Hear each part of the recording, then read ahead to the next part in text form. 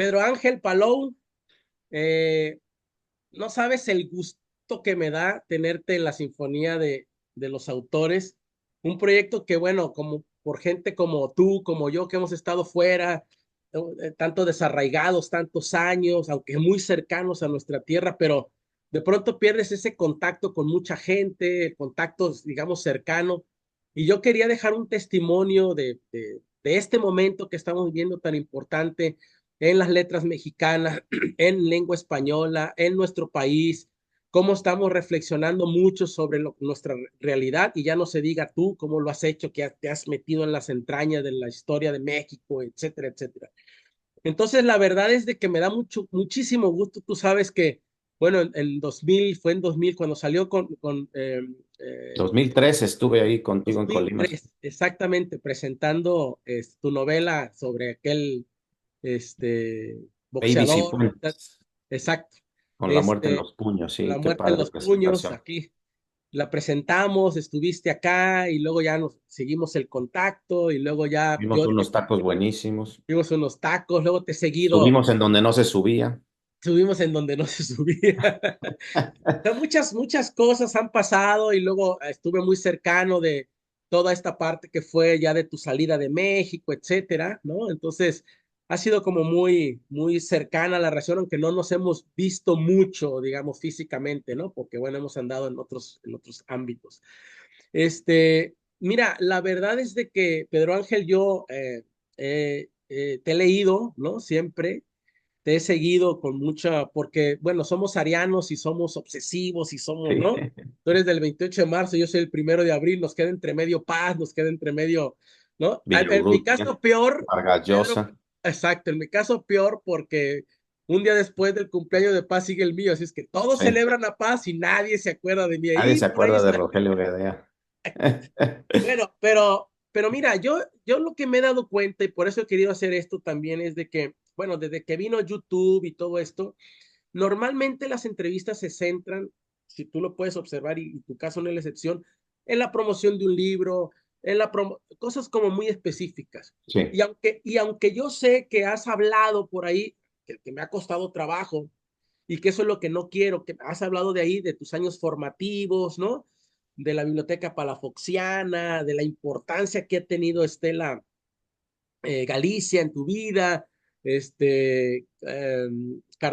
Cardoso Pareja, todo esto, el taller literario, pero la verdad es que lo has ido dejando así muy a cuentagotas. Tú te has dedicado a hablar de otros, a contar la vida de otros, pero de pronto la tuya está como a cuentagotas. Ahora en la novela, que era la que estaba leyendo, ¿no? El último libro que Pedro Ángel Paul, la novela Infinita, hay cuentas con más detalle, ¿no? Algunas cosas sobre estos años formativos, etcétera. Ujú. Una entrevista exquisita que tuviste con Eloy, ahí Muy también, que buena, aparece sí. ahí, Ujú. muy buena, ¿no? Ahí hay una esgrima muy interesante. Bueno, pero en fin, yo quiero que te explayes en ese sentido y me gustaría que contaras estos años formativos. Hay ahí, por ejemplo, pues cosas que me parecen curiosas de Estela, por ejemplo, esa relación tan cercana que pues, llegaron hasta viajar juntos. Y luego pues, la figura de tu papá, ¿no? Que de pronto no se alcanza a ver mucho. Ahí, digamos, en esos años siendo tu papá también una figura tan importante, cronista, etcétera, y que tenía una biblioteca, como tú lo comentas, muy importante. Pero bueno, estos años, tu mamá también, por ejemplo, que yo no sabía que escribía, ¿no? Y que fue finalista del premio Joaquín Mortiz, ¿no? Creo que, bueno, todo esto a mí me gustaría que lo reconstruyeras con esa capacidad que tienes para reconstruir las cosas y de ahí nos vamos yendo hacia adelante, ¿no? ¿Cómo era ese Buenísimo. entorno?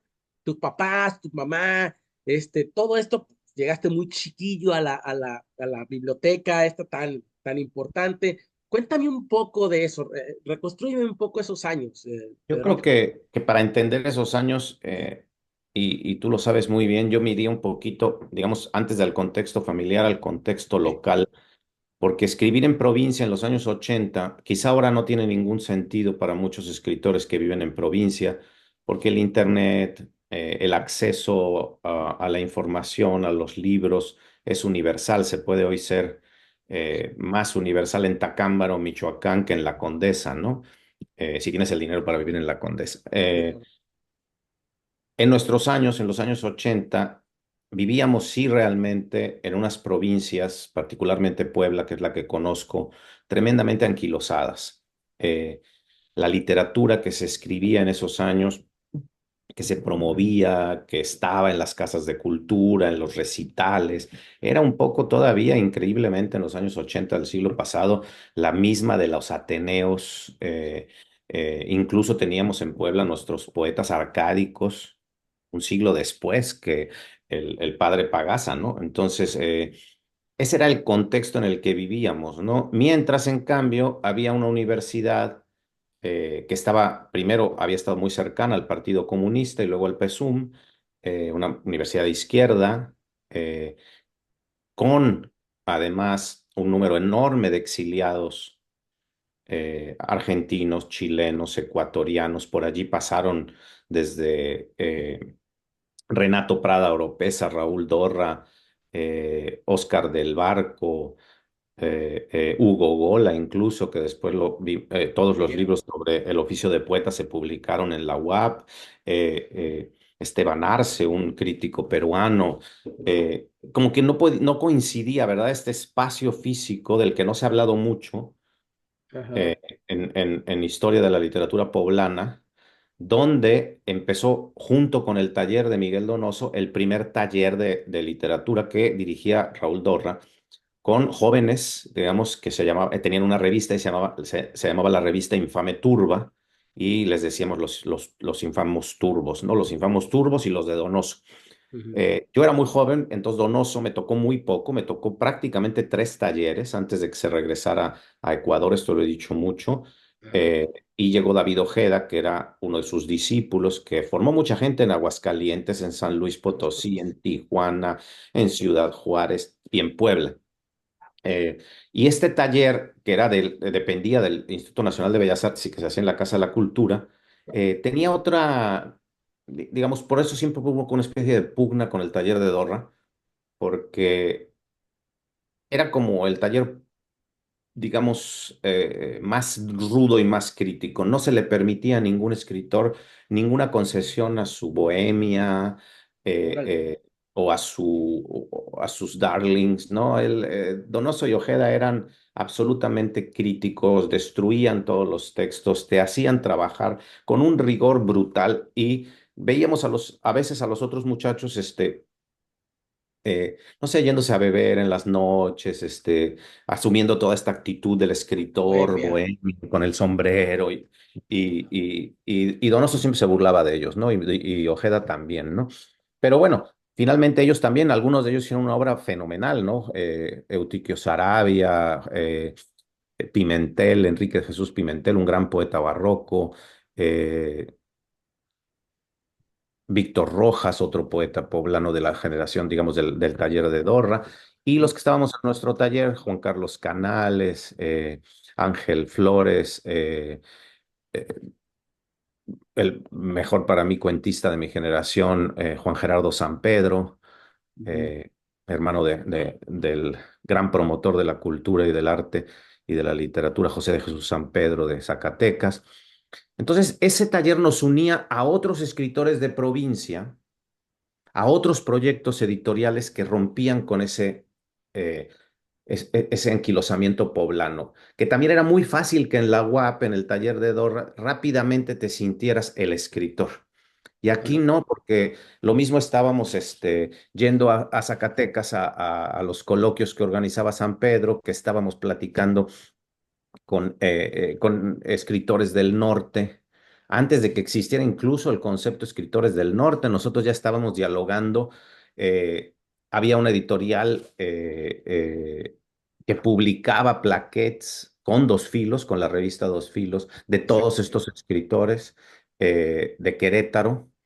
Eh, entonces estamos rompiendo desde ese lado esa idea de que para poder escribir te tenías que ir de Puebla, como era la generación anterior, ¿no? El último gran escritor poblano que se fue Juan Tovar, o antes Ángeles Mastretta, casi en la misma generación. No se podía escribir en Puebla. Ajá. No había. esa era la teoría, no había el contexto, no había el rigor, y lo que habían era de pésima categoría, ¿no? Entonces, yo llego a este taller, aunque parezca increíble, a los 14 años, ¿no? Y todos mis compañeros de taller tenían 23, 24, 27. Era como la mascota, ¿no? Del taller. Y escribía unos cuentos rudísimos, no, poco seguramente apropiados para la edad, pero venía, y ahí viene ya la historia que me preguntaste, venía de una formación bastante rigurosa con Estela Galicia, la directora de la Palafoxiana, que me agarró no solo cariño, sino fue mi primera gran maestra literaria. Entonces, Sí. a los 14, que es una edad en la que normalmente la gente está haciendo otras cosas mucho más divertidas, como andar en bicicleta con sus amigos y tener novias, pues yo estaba entrando a un taller literario después de haber escrito, leído enormes cantidades de literatura, poesía muy compleja, leída y analizada con Estela. Hicimos una antología que he contado mucho juntos de poesía de la muerte mexicana, de Otoni, de Lilio Salvaje a Villaurrutia, pasando por Acuña. Un niño de 12, 13 años haciendo esto mientras leía Borges, mientras leía mucha novela. Y Estela empezó a pensar que por qué no, además, leer teoría, cosa que también me parece una locura absoluta, ¿no? Entonces yo estaba leyendo a Wolfgang Kaiser, a Amado Alonso, obviamente el curso de Lingüística General de Saussure a los 13 años, comentando la arbitrariedad del signo con Estela, locuras, locuras absolutas, de manera que cuando yo entro a la UAP como alumno, ya a los 18, pues sin ninguna vanidad, porque no es vanidad, simplemente fue una locura mi formación. Yo ya había leído todo lo que se leía en la universidad. No hubo un solo libro que yo leí en la universidad que yo no hubiera leído antes o que yo tuviera que estudiar en la universidad. Fue hasta la maestría en ciencias del lenguaje, que me tocó ese otro periodo que también no es agradable para un escritor. No le desearía a nadie ese periodo de la semiótica mexicana, ¿no? Embebida con la semiótica de Greimas, francesa, analizando cuadrados semióticos, actantes y actores y tontería y media que no le sirve nada a la literatura. Decía un Ah, amigo mío, la semiótica es la enseñanza de cómo cortar un pastel en las más perfectas rebanadas, servirlo, pero no podértelo comer, ¿no? Entonces, el placer del texto se había quitado en esas clases, pero yo la ventaja que tuve frente a otros escritores en ciernes que habían entrado a letras para escribir, es que yo ya escribía, ya estaba formado. Si no, claro. probablemente me hubiera pasado como a muchos que se te frustra la creatividad, ¿no? Y el espíritu, ¿no? Entonces, es una formación muy rara, no recomendable. Yo no la recomendaría como método pedagógico para ningún niño, pero así se dio, ¿no? Yo venía de una casa además con muchos libros. Sí, Mi sí, papá es historiador, que además leía mucha literatura. Me enteré muchos años después, tú sabes que los adolescentes siempre tienen una bronca con sus padres, y me sí. enteré mucho después que mi padre había querido ser novelista y había escrito una novela que no he encontrado, incluso después de su muerte he buscado en sus viejos papeles y no he encontrado esa supuesta novela que quiso escribir. Muchos años después, para cerrar tu pregunta, un día mi mamá me empieza bueno, obviamente llevábamos muchos años hablando mis abuelos del exilio español, de su nacimiento en Marruecos, eh, eh, de su infancia. Y en esa tarde me acuerdo que una de las tantas tardes que hablábamos de este tema me dice: "¿Y por qué no escribes de ese tema?" Y le dije: "Porque no es mi historia. ¿Por qué no lo escribes tú?" Ajá. Era un escritor que ya estaba publicado, ya tenía dos novelas, un libro de cuentos.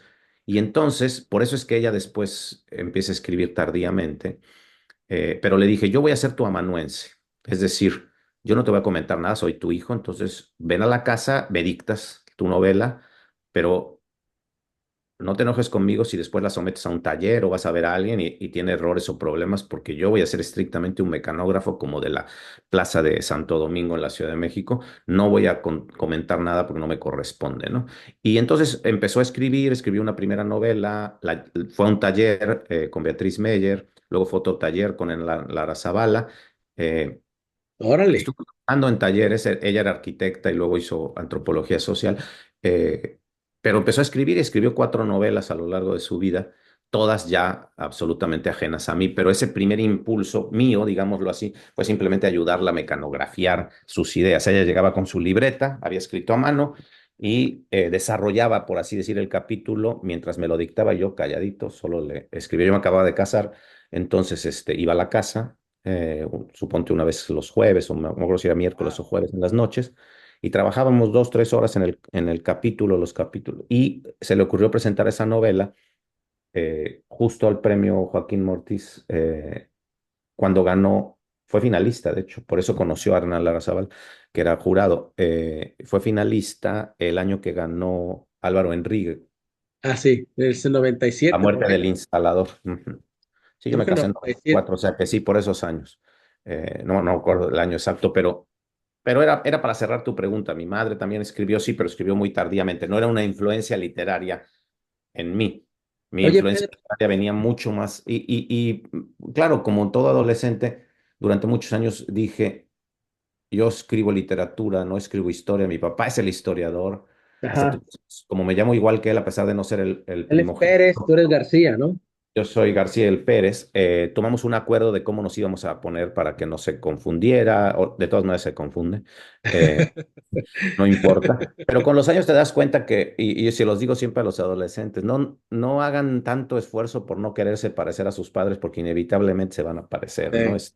Después yo empecé a escribir novela histórica eh, por azares del destino, aunque hay un amigo que dice que prácticamente siempre escribí novela histórica, pero no me daba cuenta que la novela de Villaurrutia es histórica, que la novela de Nicaragua es histórica, que la novela de Bebé Cifuentes es histórica, Sí, sí, sí. y que cuando empecé en Como que, 2005 a como quien se escribir desangra era Zapata lo que ya te iba a tenía ese decir. antecedente, ¿no? Como quien se desangra es lo que te iba a decir, desde el 91, Ujú. después, casi al mismo tiempo que Amores Enormes, creo, por ahí. Sí. Y es un guerrillero nicaragüense, una voz ahí muy, muy particular, que yo leí hace muchos años, Sí, y era en haciendo ese el momento en que recorrido, estábamos fascinados con lo que se estaba escribiendo en provincia gracias a los libros de Tierra Adentro, claro, porque y lo ahí, publicó Jorge von Ziegler y Jorge Ruiz Dueñas en esa bellísima colección que en su momento nos abrió a todos el camino, ¿no? sí, sí, sí. Y bueno, pero antes de llegar a eso, porque ese es un asunto que sí quiero tocar contigo, que me parece muy, muy fascinante. Antes de eso, pues tú tenías 8 años, Pedro Ángel, o sea, cuando llegaste con esta mentora, que perdón que lo diga así, pero casi, casi como una madre, ¿no? O sea, una Y cosa es así una madre muy, literaria en todo el sentido porque te eh, acoge. muy entrañable y hacen esto, lees el primero, creo que el primer poema que lees La Rosa con ella La de Rosa de Borges. Borges, sí. Y bueno, Solo esta, una cosa no hay, es el olvido, ¿no? A los 8 años, no le imagínate. entiendes mucho, por supuesto, ¿no? Pero bueno, a mí cuando vi esto, dije, bueno, hay algo aquí muy interesante, pero aparte tienes esta cosa de tu papá, que es una figura muy fuerte, ¿no? Tienes una biblioteca también ahí, tienes una mamá que aunque es tardía, pues ya sabes que a veces las mamás, No, y se dedica dejan a leer, muchas o sea, no cosas escribe, pero está leyendo todo el día. O sea, hay exactamente, libros también de ella, ¿no? Novelas sobre todo, exactamente, están como escribiendo, pero no así como uno que lo deja en están el contando historias, ¿no? Son la exactamente. memoria de la tribu, ¿no? Exactamente. Entonces ahí en ese entorno también me parece fascinante tener pues un padre con de esta envergadura que es tan importante. Yo incluso estuve viendo entrevistas con él, y todo un hombre que se ve muy fuerte, con una personalidad, este, pues en cierta manera hasta apabullante. Y si lo Sí, imaginas ya como padre, pues dices, ay, cabrón, o sea, era un señor y más de aquellas épocas, ¿no? En claro. las que no hay tanto, No hay ese contacto normal entre el papá y el hijo, ni no, es una exactamente, figura, ¿no? ¿no? Una figurona ahí. Un Tú figurón ahí, público. tú ahí ¿qué autores, aparte de los que leías, pero hubo algunos autores que te marcaron ahí de esa época, Pedro Ángel, que Sí, recuerdes como, por supuesto, es muy curioso porque empecé a expurgar esa biblioteca, que era una biblioteca de historia, donde al principio esos libros no me interesaban, después los usé para todas mis novelas, por supuesto, siempre iba y le pedía prestado, ahora la tiene mi hermano menor, esa biblioteca, pero empecé a expurgar esa biblioteca de los libros que eran novelas, ¿no? Y él tenía una enorme afición por la serie del Volador. Estaba completa en la casa, de ¿no? Joaquín Mortiz, ajá, Completa en el momento en que se estaban publicando todos esos libros. Entonces, órale. lo mismo estaban, porque además acabábamos de pasar eh, eh, la censura franquista. Entonces, lo mismo estaban Juan Goytisolo y Señas de Identidad, que Günter Gran Grass, libro, El ¿eh? amor de Hojalata, que leer a Leñero, a Ricardo Garibay, eh, eh, a estos escritores, digamos, que estaban allí empezando, o era su segundo o tercer libro, ¿no? O sea, ahí leí Los Albañiles, Estudio Q, leía Ibargüengoitia, todo Ibargüengoitia, hasta antes, obviamente, de Los Pasos de López, que fue muy, muy posterior, pero Los Relámpagos de Agosto, Si te dicen que caí, su gran novela sobre Cuébano, los cuentos, La Ley de Herodes. Los Era crímenes. impresionante porque ahí estaba toda la literatura Claro, mexicana que se estaba escribiendo e incluso, aunque obviamente no tenía nada que ver con el gusto de mi papá, ahí estaba La tumba de ya, perfil. órale, Él había sido de la amigo onda. él había sido amigo y un poco mentor, porque era mayor, obviamente, de Juan Tobar. Entonces estaba ahí la muchacha en el balcón o la presencia del coronel retirado. Yo después tuve una amistad personal ya con Juan, que era un tipazo, un gran escritor, que lamentablemente no leemos lo que deberíamos de leer. Criatura de un día es la Ajá, más grande, yo creo, novela joyceana mexicana y sin embargo se publicó en la UAP. Está traducida al inglés, curiosamente, algo que ahora les encanta a los escritores, ¿no? Mexicanos que los traduzcan al inglés, ¿no? Y Criatura de un día está traducida casi desde el principio al inglés, una traducción hermosísima, sin embargo, tampoco aquí, obviamente, porque no tenía ya. Juan ya para esos años, cuando se traduce la novela, ya es un dramaturgo y es conocido como dramaturgo, ¿no? sí, No como el cuentista o novelista que era. Entonces está toda esta formación, pero curiosamente mi papá era omnívoro, es decir, leía todo. Entonces estaba eso y como en todas las casas, digamos, de la pequeña burguesía, Morris West, Peerless Book, Mika Baltari, novelas populares, digamos, de la sí, época, que lo mismo eran thrillers que novelas históricas, que... Entonces, yo empecé a ser también omnívoro por esa misma presencia, porque de pronto me aburría de leer La Onda y pues tomaba Las sandalias del pescador sobre el Papa y el Vaticano de Morris West, que es una novela bastante malona, o Frederick Forsyth, los libros del Chacal, ¿no? Sobre espionaje, Eric Ambler. Entonces, en esa colección literaria, mi papá tenía todo lo que estaba saliendo en España y en México, que leía Juan Marcé, ahora recuerdo, Juan Benet, claro. eh, Ana María Moix, Ana María Matute, Rosa A los Chacel, españoles de ese estaba momento. todo ahí, ¿no? Ah, No había curiosamente poesía, la que leía poesía era mi mamá y leía poesía, digamos, muy cursi, Manuel Acuña, pero leía también obviamente a muchos españoles como buena española, entonces teníamos Lorca, teníamos Alto Aguirre, pero no eran los poemas que a ella le gustaban, a ella le gustaban los poemas trágicos, de la muerte, ¿no? ah, Entonces, claro, era una biblioteca enormemente divertida para un adolescente, un niño adolescente, ¿no? Y cuando ya empiezo yo a leer por mi cuenta, es decir, que me empiezo a comprar mis libros, empiezo a trabajar muy joven, primero en un restaurante, luego en una tienda de ropa, porque necesitaba libros. Era ah, la razón por la que empecé a trabajar muy joven, ¿no? Y, pues los libros de mi papá ya no me bastaban porque eran de otro tipo, ¿no? Entonces empecé a comprarme mis propios libros y recuerdo que era lo que estaba en ese momento. Entonces empecé a leer mucha novela policíaca y mi papá vio que empecé, que ahí estaba Cosa Fácil, No habrá final feliz, todas las novelas de Paco. ajá. Se preocupó mucho, ¿no? Dijo: "Bueno, este muchacho ya está perdido", ¿no? Entonces, un día llegué de la escuela secundaria, iba yo en segundo de secundaria, Todo y iba bien, pero ya y empezaste. sí, ya la cagaste, ¿no? Y estaba en mi cabecera las cabeceras de nuestras camas, de todos éramos cuatro hermanos, tenían un librero, ¿no? Estaban Ajá, hechas de madera y tenían un librero empotrado. Entonces, claro. ahí en mi cabecera estaba el Ulises de Joyce, ¿no? Ese fue un gesto, de esos gestos que mi papá no hablaba, no te decía mucho, nunca hablaba contigo, no te criticaba, no decía nada, todo te lo mandaba a decir con la madre, ¿A pero poco? ese día sí metió ahí y como 6 o 7 meses después me llevó, sin decirme, nunca me preguntó si lo había leído, fue una de mis grandes influencias, incluso traduje me volví joyceano loco y traduje me hice muy amigo después, es otra historia de María Elvira Bermúdez, ella me llevó al Nacional de Manuel Escurdia y Manuel me publicó una traducción de las primeras dos páginas del Finnegan's Wake, estaba yo loco. Wow. He vivido en Estados Unidos un año y hablaba bastante bien y leía bastante bien inglés. Luego me regaló como a los 6 meses, otra vez llegó a mi casa una noche y están los 7 tomos de En busca del tiempo perdido De Proust. de Proust en la edición de Argentina de Martínez Roca, no, no, de Santiago Rueda Editores, perdón. Ajá. y el Ulises era la traducción de Valverde. Era exquisito para sus regalos de este tipo, mi papá, ¿no? Órale.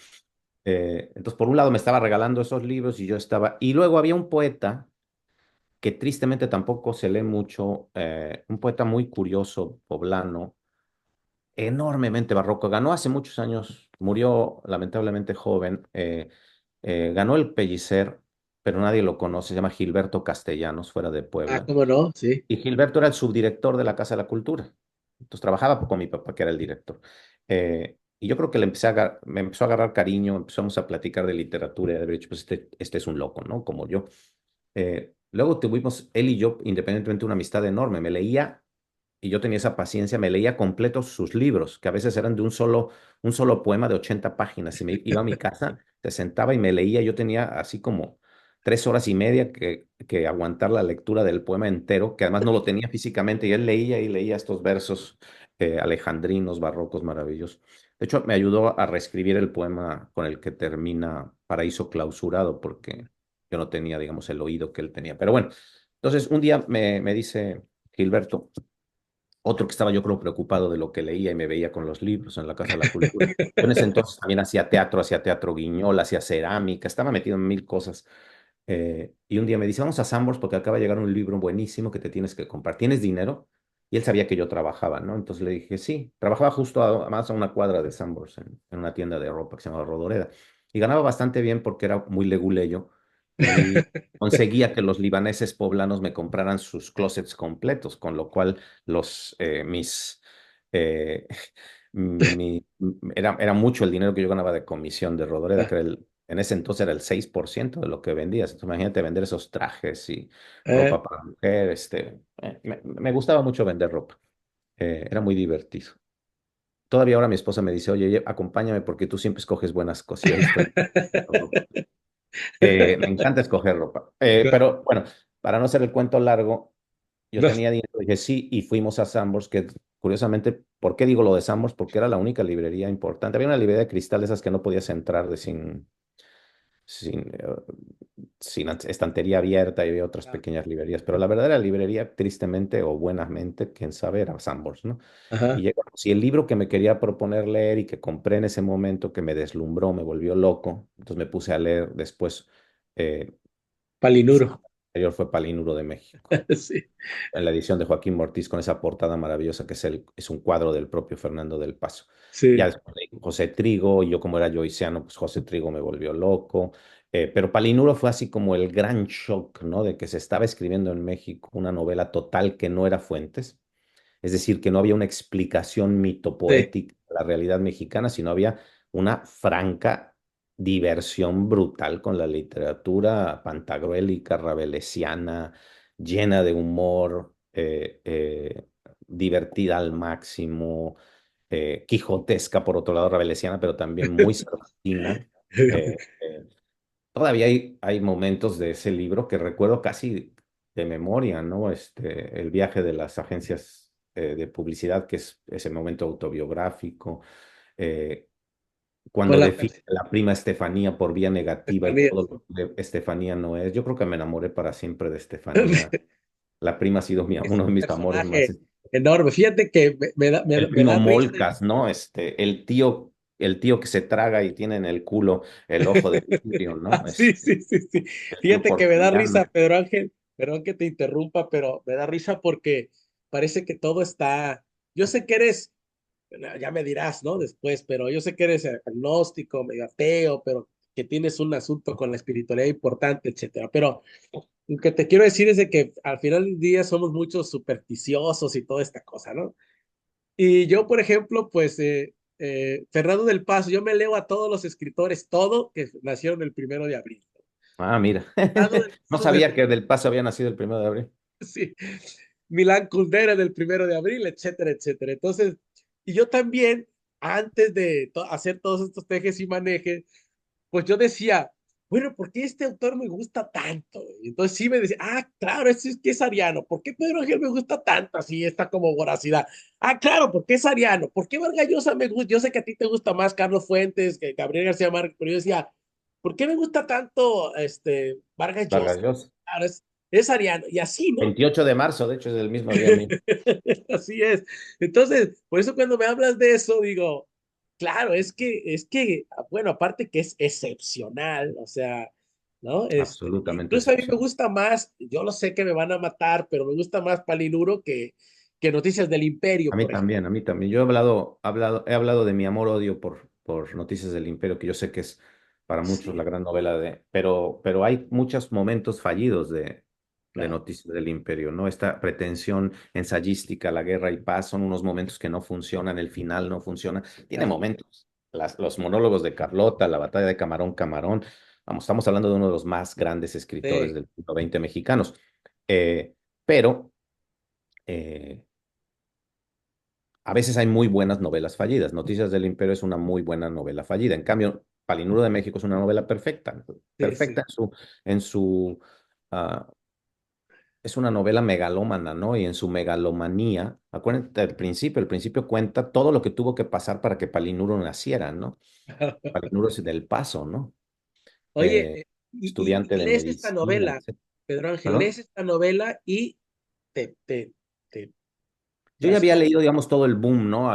Me había obviamente formado en esos años. Entonces, curiosamente, en ese momento, mi escritor del boom, no deja de ser curioso relacionándolo con Del Paso, mi escritor del boom era Donoso. Ajá. Yo era donosiano totalmente. Me gustaba Fuentes relativamente. Ciertas cosas de Fuentes me encantaban. Aura, La Región. Ahora Ujú, mi novela favorita después de haber releído todo Fuentes, es La muerte de Artemio Cruz. ajá. Eh, pero bueno. Y Vargas Llosa me gustaba, pero ya no hay. ¿Sabes qué me pasó con Vargas Llosa? Que leíamos en mi casa, siempre llegaba el siempre, que normalmente pues solo se leía en las peluquerías, ¿no? Pero en mi casa sí se leía el siempre porque mi papá leía el siempre. Entonces teníamos la cultura en México siempre. Yo colaboré después, nunca pensé que iba a colaborar algún día en el suplemento que más leía yo de chavo.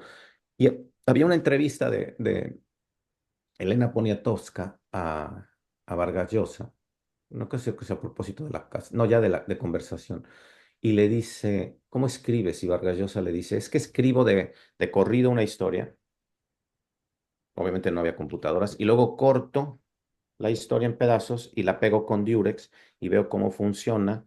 Y entonces dije, "Ay, qué raro, ¿no? O sea, este cuate no es esquizofrénico como a mí me gustan las novelas esquizofrénicas. Este cuate no es que escriba y corte y corte y corte, sino que es solamente una labor de postproducción, vamos a decirlo así. Y ahí se me cayó la postproducción vargasiana. Eh, eh, o sea, es toda una labor de montaje y de edición que no es de escritura. Y me pareció, claro, el gran arquitecto que es, pero es un arquitecto. Le falta toda esa otra parte que sí tienen García Márquez y que definitivamente tiene Donoso. Entonces, había tenido mi etapa, obviamente, como todo chavo, es más de etapa juvenil, creo yo, onetiana, aunque he releído y releído y releído los cuentos de Onetti que nunca se me caerán. Obviamente, Cortázar. eh, pero leo a Palinuro y digo, se puede hacer algo distinto en la literatura mexicana. No es, porque claro, la novela total mexicana antes de Palinuro, insisto, era mito poética. O sea, si a alguien le duele la muela, es por culpa de Tlaloc, ¿no? Si alguien tiene un problema de la próstata, pues es por un problema grave del prehispánico, ¿no? Por primera vez, no, por primera vez en la novela mexicana hay la ubérrima libertad de contar y de contar algo que se escapa por todos lados, ¿no? O sea, se escapa por todos lados. No es que la onda no lo hubiera hecho, no toda la onda, por ejemplo, José Agustín sí, pero Gustavo Sainz cayó rapidísimo en el Carlos Fuentismo, ¿no? Y ya los obsesivos días circulares, ya ni se digan algunas de las novelas posteriores, otra vez son mito poéticas, hasta Villoro, ¿no? Materia dispuesta, el disparo de Argón. Al final hay una explicación teleológica de por qué le pasan las cosas a los mexicanos. Del Paso, ¿no? Del Paso Ahí, es un juguetón, ¿no? Que después incluso por eso es tan juguetón que puede hacer Linda 67, ¿no? Su claro. novela policíaca, que en realidad es una novela glotona, ¿no? Es una Sí. novela sobre la gastronomía. Más que novela policíaca, es todo lo que tragan los personajes durante 150 páginas, ¿no? Muy, muy de Del Paso, ¿no? Que al que obviamente todos después conocimos cuando regresa a México y empieza a dirigir la biblioteca en Guadalajara y todos lo veíamos en la Feria del Libro, vestido con sus zapatos de charol y sus corbatas rajapupilas como dirían los contemporáneos de Pellicer, ¿no? Sí. Pedro Ángel, este, yo siento que nos podemos quedar aquí 6 horas fácil, ¿no? Porque Sí, somos, fácil. somos conversadores. Quiero preguntarte algo y luego entrar al tema de la novela histórica y de lo que hiciste un poco antes, porque me interesa centrarlo y yo creo que los que van a ver esta conversación se van a dar cuenta el porqué la razón o el motivo, el origen de muchas de lo que estás haciendo ahora y de lo que hiciste con la novela histórica. Ahí están como todas las claves ahí como muy claras. A mí, mi única curiosidad es de que ya ves que el crack tuvo una relación, pues por lo menos literaria, ¿no? Cercana con contemporáneos. Ya ves Sí. que Volpi hizo sobre Cuesta, tú hiciste sobre Villarrutia, ya me dijiste que, bueno, Villarrutia, el de niño te gustó mucho, Ujú. pero yo me preguntaba, como espiritualmente los veo como más en el Ateneo, no hicieron nada sobre el Ateneo, o sea, tú, ¿por qué no hiciste algo sobre, ¿no? El Ateneo, que también fue un grupo como que se me parece mucho, digamos, en la cuestión de espíritu, en la cuestión esta como abarcadora, etcétera, a, a ti, por ejemplo, ¿no? A Jorge, ¿no? Pues Yo tú he siendo escrito el otro mucho, he hijo. escrito mucho teóricamente, o sea, ensayos sobre el Ateneo. De hecho, en la Oxford History of Mexican Literature, en la Ah, enciclopedia, el artículo sobre el Ateneo es un artículo mío. Los ajá, conozco, los he leído muy bien. sí, Eh, el que más me gusta es Reyes, el que me parece el escritor del Ateneo es Reyes, sí, no Vasconcelos. Yo tengo una relación de amor-odio con Vasconcelos, que a lo mejor ah, explica por qué no el Ateneo. Que mi papá era lo más vasconcelista que se ha podido, que ha podido existir, ¿no? Era absolutamente vasconcelista. Tenía no solo todo Vasconcelos, sino todos los apologistas de Vasconcelos. Eh, mi papá se hacía, era tal el tic que se hacía un chino aquí como se lo hacía Vasconcelos, ¿no? Se sentía el Vasconcelos de Puebla, ¿no? Entonces, yo empiezo, de hecho, mi libro que se llama El fracaso del mestizo, que es un libro anti-vasconcelista y es un libro de ensayos sí. sobre el siglo XX mexicano, que es Sí, totalmente el cine mexicano en relación el con la cine, literatura. Ah, pero empiezo diciendo, José Vasconcelos era un loco que se sentía José Vasconcelos, ¿no? Eh, eh, obviamente, no soy al ser antivasconcelista, no soy tampoco un loco que dice no contribuyó al país, ¿no? Claro que tiene enormes capacidades, incluso a pesar de él. El muralismo no lo inventó él, a pesar de él existe el muralismo, ¿no? Lo odiaba a Rivera y los monotes de Rivera, no era lo que él quería cuando les dio los muros. Se volvió desde muy, muy, muy joven, antes de Timón y de su cercanía al nacionalsocialismo, un hombre que estaba así del delirio racista, ¿no? Eh, entonces, con el Ateneo tengo un problema. Lo que pasa es que con contemporáneos, para ponerlo en contexto, a sí, contemporáneos ahora los vemos como este grupo de élite que escribió la gran poesía, pero todos ellos hicieron lo mismo, más todavía que el Ateneo para la formación mexicana, porque los ateneístas todos se fueron al exilio. En cambio, ellos trabajaron en salubridad, trabajaron en relaciones exteriores, trabajaron en energía. sí. La Declaración de Energía de México, que es hoy todavía la hizo José Gorostiza. El más importante trabajo sobre el mosquito Anófeles lo hizo Salvador Novo. Villaurrutia trabajó con Gastelum también, con Bernardo Gastelum, y trabajó después en la Secretaría de Educación. Eran muy cercanos a Moisés Sáenz. Entonces tenemos una lectura de contemporáneos a quienes conozco muy bien. Mi tesis de doctorado es sobre contemporáneos. Estuvo allí, obviamente, Luis Mario Schneider, que fue muy amigo mío. Y la última pregunta que me hizo Luis Mario era, ¿quién ganó? ¿Contemporáneos o estridentistas? Yo le dije, pues si no es un equipo, no es un partido de fútbol.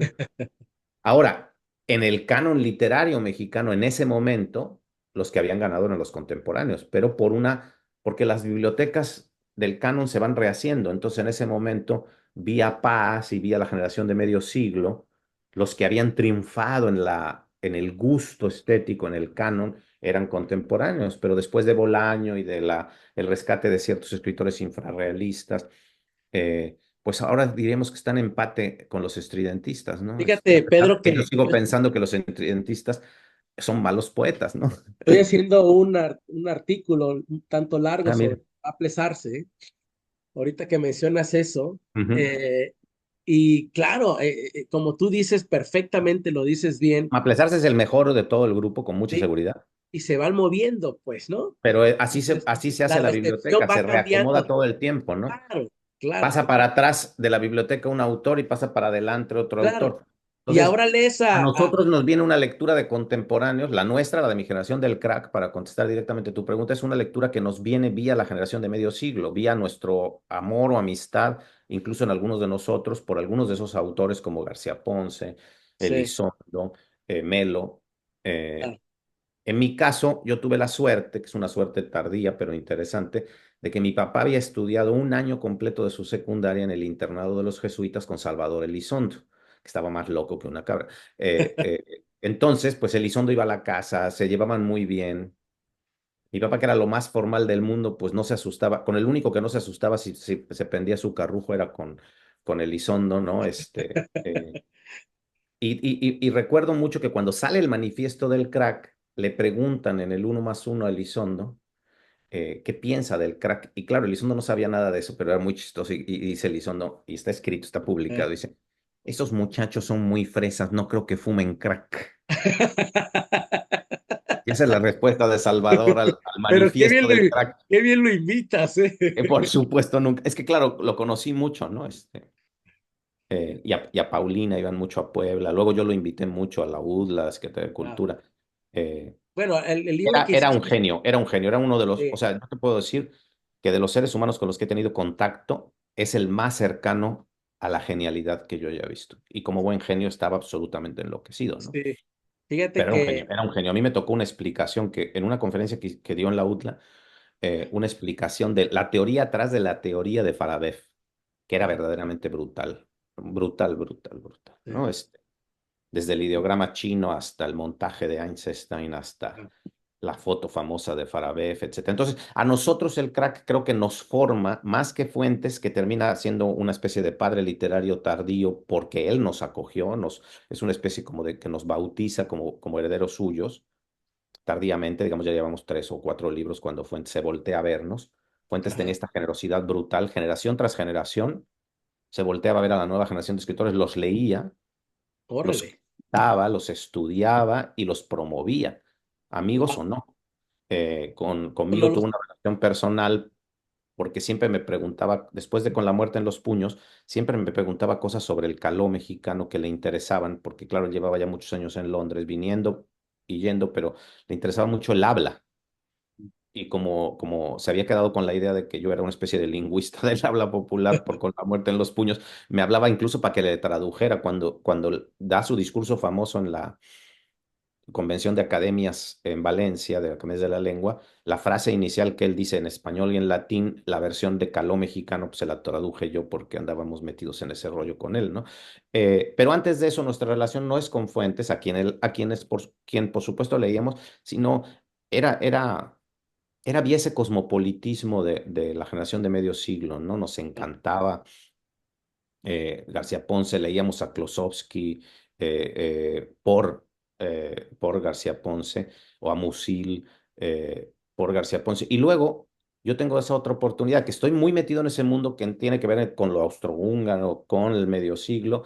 Y luego, además de Elizondo, mi papá había sido profesor en el Colegio Oriente, en el Colegio de los Jesuitas, de José María Pérez Gay, de Chema, que acababa de regresar de Alemania, no se había publicado su gran libro sobre el Imperio Austrohúngaro, ¿no? Entonces también iba a la casa, hablaba con mi padre, lo quería mucho, tenía mucho más obviamente que esta relación de adolescentes locos de la secundaria con Elizondo, lo tenía como uno de sus mentores.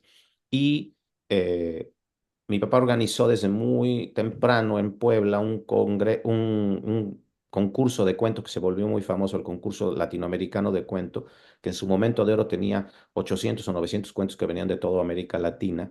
Y el presidente del jurado siempre era Edmundo Valadez, pero Edmundo escogía gente, entonces de pronto era Heraclio Cepeda, de pronto era Juan José Arreola, imagínate nada más, ¿no? Rulfo fue un año el jurado, ahí Sí, conocí yo a perfecto. todos ellos. Y estas cosas que hacía el Prismo, ¿no? Me acuerdo que era el año de Juárez, yo creo que era 1970, ya no me acuerdo cuándo fue el año de Juárez que decretaban, bueno, el Prismo y López Obrador, que es lo mismo, el año de José Ortiz de Domínguez, bueno, era el año de Juárez, y organizaron un concurso de literatura y invitaron de jurado, pobrecito, a José Emilio.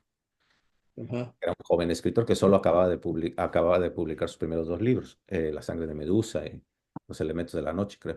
Y llega a Puebla y el otro jurado era el hermano de Gustavo Díaz Ordaz, Ramón Díaz Ordaz. Entonces se asusta muchísimo José Emilio, eh, piensa que va a ser imposible y resulta que descubre que Ramón Díaz Ordaz es el traductor de Schwab, que era Wow. uno de los autores más queridos de José Emilio. De hecho, está en el prólogo, José Emilio se conoce y se hacen muy amigos. El Ah, hermano de Díaz Ordaz era un profesor de latín en Puebla, que no tenía ah, nada que ver con su hermano y que era un poeta, estos poetas arcádicos que te decía, pero que tenía un gran valor, era el traductor de Shaw, había sido muy amigo de Luis Cabrera, eh, eh, tardíamente, era mayor, era 12 años mayor que Gustavo, según tengo entendido, y José Emilio entra después en una amistad también muy cercana con mi papá, lo que ajá, permite que ya yo siendo adolescente, a pesar de que lo había visto dos, tres veces, siempre comiendo en algún restaurante, en el Vasco, un restaurante español del centro de Puebla de ese entonces, una de esas veces viene con Cristina y yo ya tengo escrita esta novela que es el Alcoba de un Mundo. ajá. Había sido finalista del Diana Novedades, pero había sido horrible, había sido una vejación. Fui a recoger los manuscritos, porque en ese entonces, ¿te acuerdas? Todos era una inversión tus manuscritos. Y fui Mucha, a mucha. Diana Sacar y copias, encarcelar. En Diana me catearon, un policía me cateó como si yo llegara a la PGR. Nunca veía a nadie de los editores, porque no era una editorial literaria, no les importaba nada. Entonces me pusieron ahí en una sala de espera mísera y al final me tiraron Wow. sus porquerías, ¿no? Entonces le di uno de esos originales a José Emilio, le conté. Él habló después me contó, muchos años después me contó que habló con Montemayor, que había sido jurado, y le había preguntado qué le había parecido el libro antes de leerlo él, ¿no? Luego lo lee José Emilio y él fue el que lo llevó al Fondo de Cultura. Ajá. Luego estaba González Pedrero, director del fondo, eh, pero para mala suerte mía y de más de 150 autores mexicanos entra a dirigirlo eh, de la Madrid. Y de la Madrid contrata una compañía de mercadotecnia que va a las librerías de México, de la Ciudad de México solamente, y les pregunta a los lectores, ¿usted compraría un libro de Pedro Ángel Pablo? Pues nadie sabía quién era, entonces todo el mundo decía que no. Y así rechazaron, no sé si recuerdas, fue un momento escandalosísimo, se Eh, rechazaron 150 libros que habían sido editados. Entonces, un día me habla Christopher Domínguez, a quien yo no conocía ni mucho menos, trabajaba en el fondo con Adolfo Castañón. Yo a Adolfo sí lo conocí bastante y fuimos buenos amigos en un periodo. Eh, y me dice, oye, ¿no tienes una carta de la editorial Diana? Porque de la Madrid es muy amigo del dueño de la editorial Diana. Y si le danzamos esa carta, puede que salvemos tu manuscrito. Y sí tenía una carta, pero se la había comido el perro de mi prima, porque yo lo registré la obra como que mi dirección estaba en la colonia del Valle, donde vivía mi prima Pilar, y su perro Kaiser se había comido. Entonces fui a un lugar de fotocopias, me hicieron la versión más bonita, donde se veía menos que se lo había comido un perro. Y esa carta me salvó, pero el castigo fue que en vez de en Tezontle, el libro salió en Cuadernos de la Gaceta, que por ley interna del fondo no tenía reimpresión. O sea, si te iba bien con el libro, pues imagínate Luis Panavier o gente que escribió en Cuadernos de la Gaceta, nunca podía publicar de nuevo wow. ese libro en el fondo. Entonces, mi novela en ese momento más importante, José Emilio escribió sobre ella en Inventario, imagínate, fue un chavo Sí, sí, jovencísimo. sí, sí, Me sí. acuerdo que David Toscana lo conocí 2 años después y me dice, es que te teníamos, yo y Eduardo Antonio, te teníamos una rabia. Dijimos, este escritor de provincia publicando en el Fondo de Cultura, ¿cómo le Sí, hizo? Y sí, para sí. todos los que nos están viendo, insisto que no es fácil entender hoy No, en día lo que es publicar siendo un escritor de provincia en una editorial importante mexicana era casi imposible. sí, Pasabas y yo pasé y pasamos todos por la edición universitaria de la editorial universitaria local, a lo mejor, como en mi caso, un libro de cuentos con la editorial Premia, que también estaba coeditado con la Universidad de Zacatecas. eh, Quizá un día alguien te voltearía a ver, ajá. pero no era fácil, ¿no? No era nada No, fácil.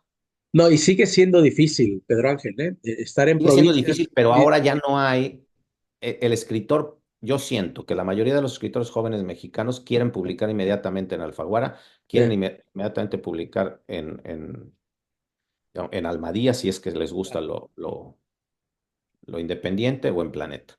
claro. No están dispuestos a pasar estos ritos de No, iniciación. ya Volpi, no. por ejemplo, su Es primer libro, viralizarse, ¿no? exacto, el Viralizarse. primer libro de Volpi lo publicó Luis Mario en La Máquina de Claro, Escribir, esta editorial independiente, pequeñísima. claro. Pero bueno, fue Carlos Montemayor, para cerrar tu pregunta, Sí, por eso cité a Montemayor, fue Carlos Montemayor quien le dijo a Volpi, oye, hay un escritor en Puebla.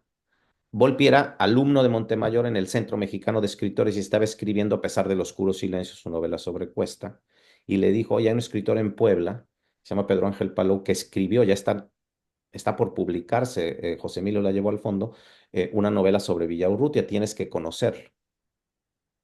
Y yo era tan mamón que decía, yo no voy a ir a ver a un escritor del DF, guácala, ¿no? Esto es gigante. Entonces Volpi fue a verme porque yo le decía, no, no tengo tiempo, no puedo, no. eh, Eh, Luego, ya sabes, nos volvimos, pues, mi mejor amigo con toda ya, seguridad, un hermano absoluto. Tenemos más afinidades selectivas él y yo que con nadie, yo creo, en mi vida. O ah. sea, nos vestimos de pronto igual sin saberlo. Estamos leyendo el mismo libro, nos hablamos por teléfono y resulta que estábamos justamente pensando en las mismas cosas. Hay una Ya, serendipia brutal.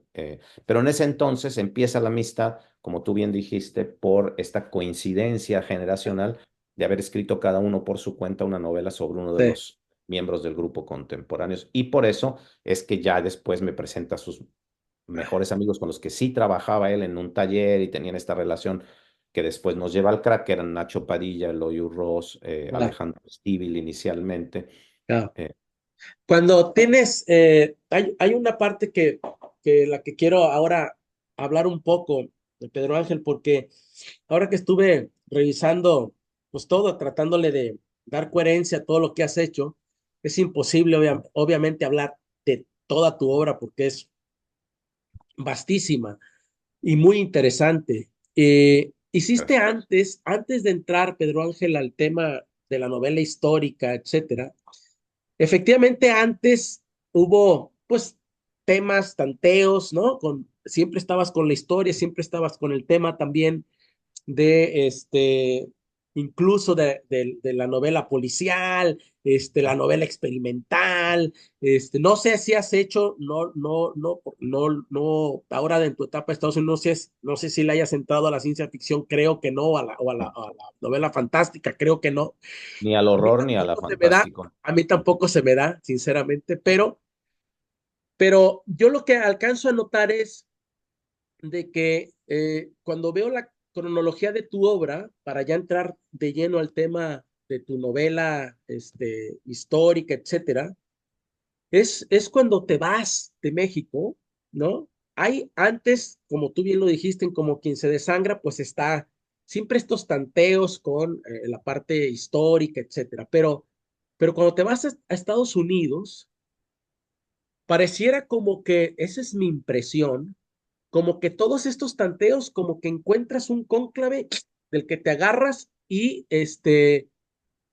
como que todo cae, o sea, como que todo se armoniza, digamos, en tu proyecto general, digamos, narrativo, en esta voracidad que tienes para narrar, porque tus novelas, incluso México, la novela, que está maravillosamente bien escrita y con muchísimas referencias, obviamente históricas, etcétera, pero no dejas ni de ser el autor de fiction y el actor de non-fiction. O sea, está conjugado siempre la fabulación tuya, impresionante cuando vas narrando y siempre vas contando, obviamente, con ese pie en los hechos históricos, ¿no? De los datos duros, pero esta etapa en la que empiezas, que te vas de México, incluso creo que es de 2014 el fracaso de Mestizo, ya Sí, estabas ya allá estaba en aquí. Ujú. Estados Unidos, y me imagino que esa relación con el cine, etcétera, también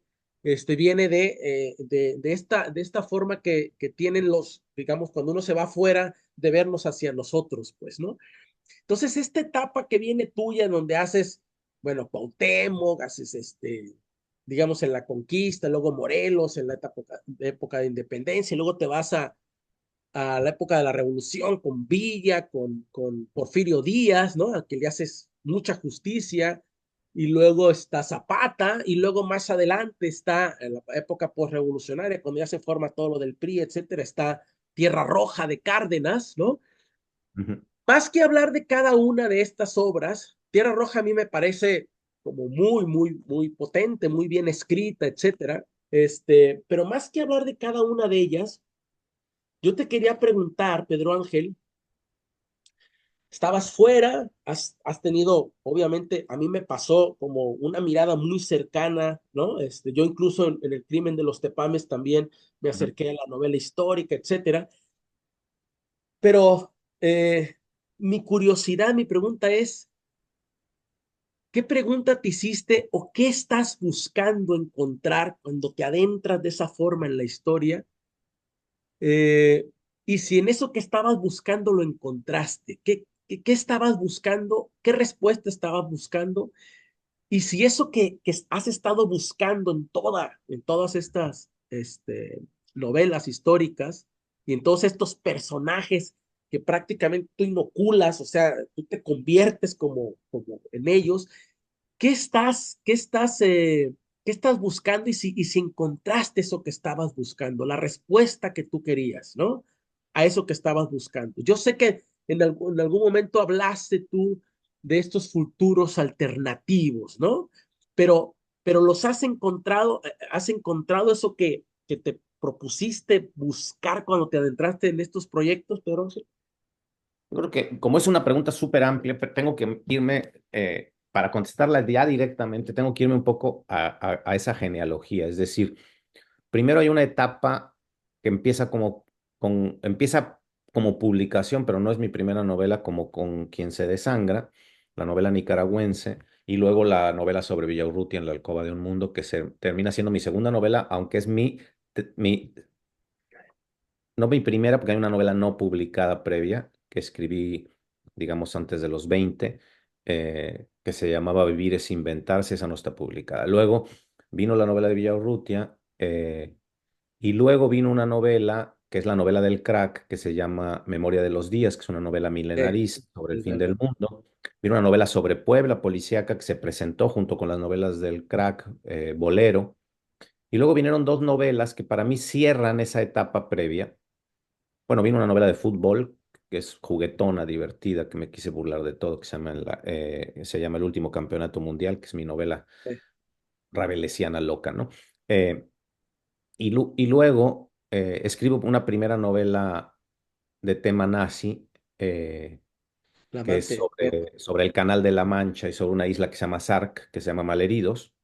Pero Ah, hay dos Malheridos novelas es que muy bueno. cierran esa primera etapa mía, para mi gusto, que es como un ajuste de cuentas con mi realidad personal y con Puebla y con la provincia. Una de ellas se llama Paraíso Clausurado, que es una novela sobre un poeta ficticio que se llama Juan Gavito, y el discípulo la escribe, Eladio Villagrá. Es una novela que se publica originalmente en España, en Muchnik, y tardíamente se reedita para gusto mío, que es una de mis novelas favoritas, en Tusquets, ¿no? Que era originalmente donde se iba a publicar con Aurelio Major.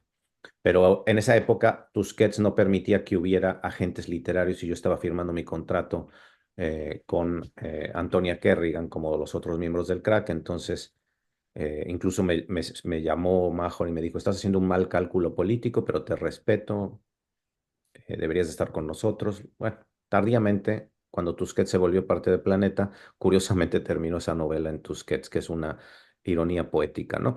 Claro. Y otra novela que se llama Quien dice sombra, que es una novela en un solo párrafo, sin separaciones, sobre mi generación en Puebla, y es una fiesta a la que regresa.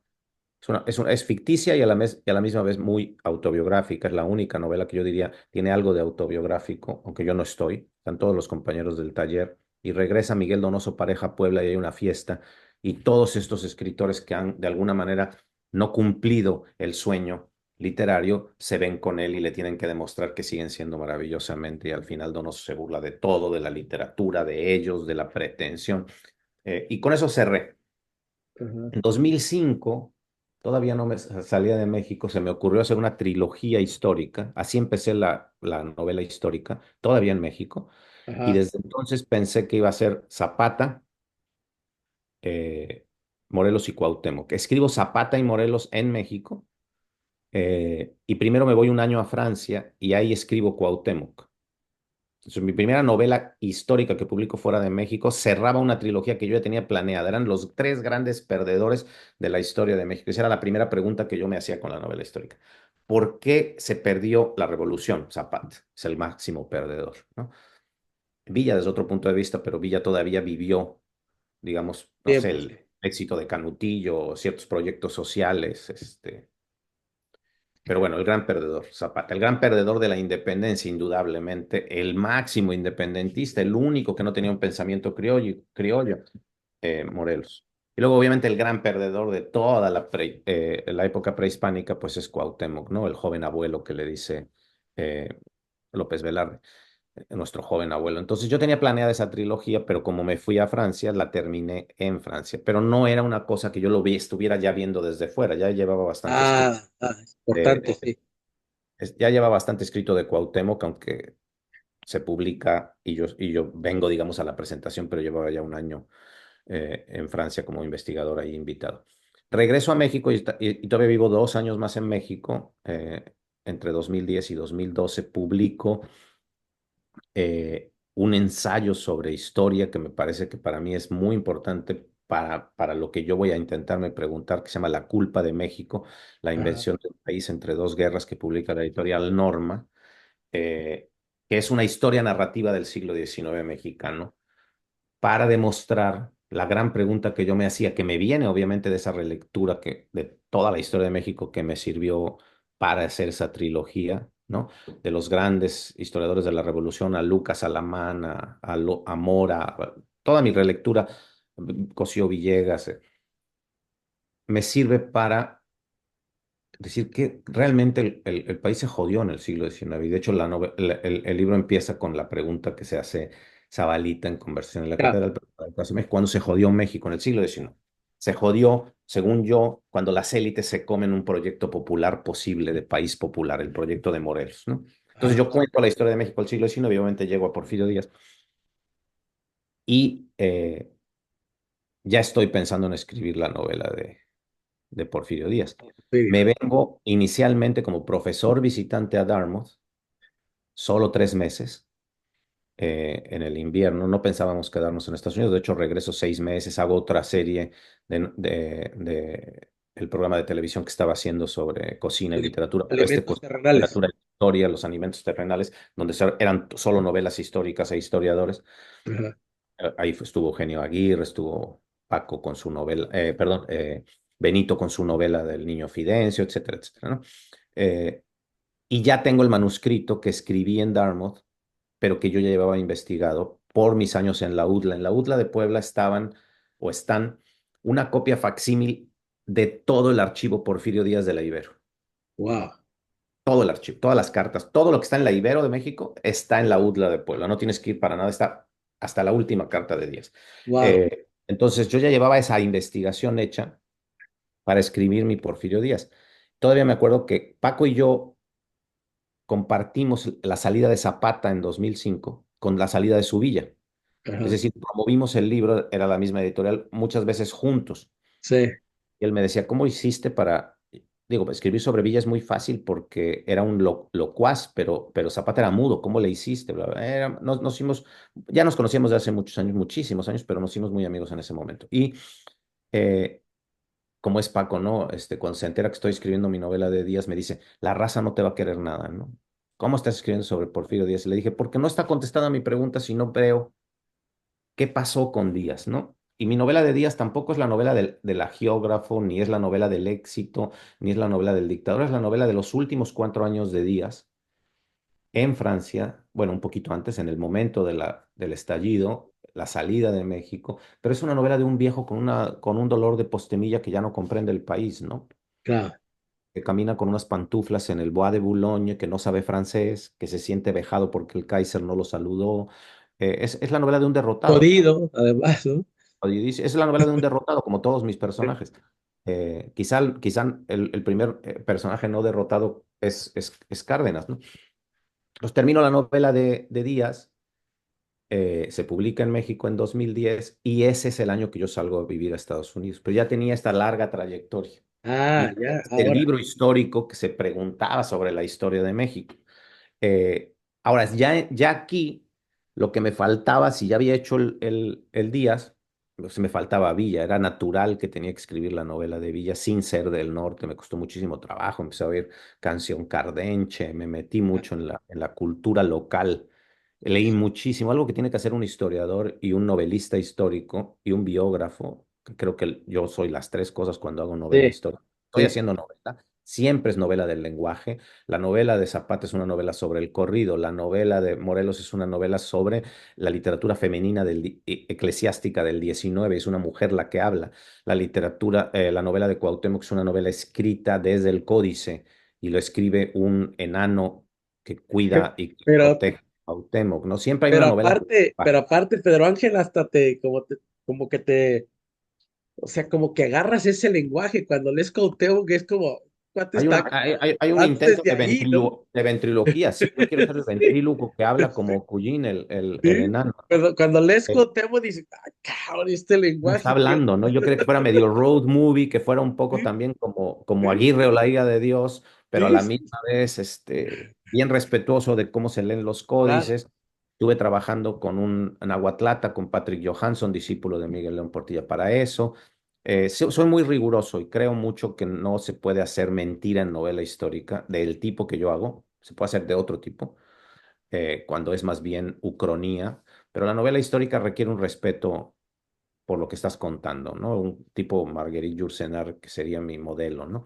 Claro, Si no te metes a la vida de Adriano y no entiendes incluso la prosa de Adriano y no entiendes, no puedes escribir sobre Adriano, ¿no? claro. Me leí, que todavía es más, más meritorio, creo yo, porque cómo era grafómano, todo lo que escribió Lázaro Cárdenas para escribir Tierra Roja, y sí que era grafómano, ¿no? Su hijo publicó en la UNAM todos los tomos de su, escribía hasta por los codos, ¿no? Y leí todo para entenderlo, ¿no? O sea, sí soy muy cuidadoso en eso. Ya, Entonces, ya estando en Estados Unidos, escribo esta especie de memoria de ultratumba de, de Pancho Villa, que ya es un poco distinta que las otras. Todavía no hay ficción, pero yo me estoy dando cuenta que ya lo que estoy haciendo ya llegó a un límite de novela biográfica, ¿no? Heriberto Yepes en ese año, además, yo quiero y admiro mucho a Heriberto, a pesar de que es un cabrón, dice, es que ya debería, dice un día, o escribe un día en su columna que el Banco de México ya no debería sacar más billetes de héroes, porque si sale otro billete voy a escribir otra novela histórica sobre ese billete que yo escribo sobre. Eh, entonces, cuando estoy pensando en Tierra Roja, que ya estoy acá, digo, ¿cómo le doy una vuelta de tuerca? Entonces, se me ocurre una cosa que se hace mucho en el mundo anglosajón y en nuestro mundo tristemente no, que es, ¿por qué no escribir con un personaje que ya existe, como Bond, como Marlowe, como... Aquí es muy normal, ¿no? Entonces claro, le digo vía nuestros editores comunes en Planeta, al hijo de Rafael Bernal, que quiero escribir un, una precuela del complot mongol y que quiero a sí, Filiberto García como personaje, pido permiso, claro, literal, me lo dan. Y entonces la novela ya es la primera novela que sin haber ficción en el sentido estricto, sí. ya está toda la nota roja mexicana de esos años. Es decir, si alguien tiene la curiosidad, todo lo que yo cuento, como que lo investigó, le pasó a Filiberto, sí pasó y sí está en la nota roja de 1932 a 40. Ajá. Wow. Pero obviamente Filiberto no existe, es un personaje literario que yo lo pongo a estar en San Luis Potosí con Saturnino Cedillo y conocer a Somerset Maugham y lo que ahí me divertí como loco, ¿no?